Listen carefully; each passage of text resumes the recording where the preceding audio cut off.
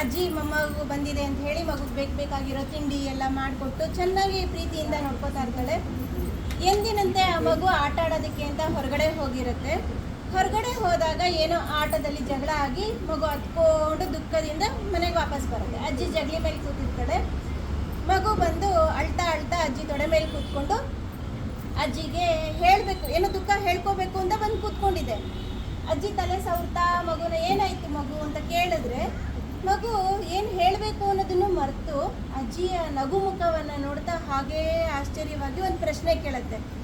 ಅಜ್ಜಿ, ನೀನು ಯಾವಾಗಲೂ ಖುಷಿಯಾಗೇ ಇರ್ತೀಯಲ್ಲ, ಯಾಕೆ? ಅದು ಹೇಗೆ ಸಾಧ್ಯ? ಎಷ್ಟೊಂದು ಕೆಲಸ ಮಾಡ್ತೀಯ, ನಿಂಗೆ ಸುಸ್ತೇ ಆಗಲ್ವಾ, ಬೇಜಾರೇ ಆಗಲ್ವಾ? ಅದು ಹೇಗೆ ಇಷ್ಟು ಸಂತೋಷವಾಗಿರ್ತೀಯ ಅಂತ ಮಗು ಕೇಳಿದಾಗ ಅಜ್ಜಿ ಆ ಮಗು ತಲೆ ನೇವರಿಸ್ತಾ ಒಂದು ಕಥೆಯನ್ನು ಹೇಳ್ತಾಳೆ. ಅದೇ ಈ ಕಥೆ 2 ತೋಳಗಳ ಕಥೆ.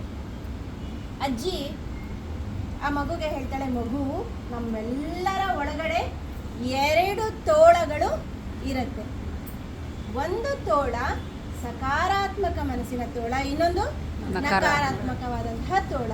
ಸಕಾರಾತ್ಮಕ ಅಂದ ತಕ್ಷಣ ನಮ್ಮೆಲ್ಲರಿಗೂ ನೆನಪಿಗೆ ಬರುತ್ತೆ ಪ್ರೀತಿ, ಸ್ನೇಹ, ವಿಶ್ವಾಸ, ದಯೆ, ಅನುಕಂಪ, ಕರುಣೆ, ಎಲ್ಲ ಒಳ್ಳೆ ಪಾಸಿಟಿವ್ ವಿಚಾರಗಳು. ತಾಳ್ಮೆ ಇರ್ಬೋದು, ಕ್ಷಮಾಗುಣ ಇರ್ಬೋದು, ನಂಬಿಕೆ, ಭರವಸೆ, ಇವೆಲ್ಲ.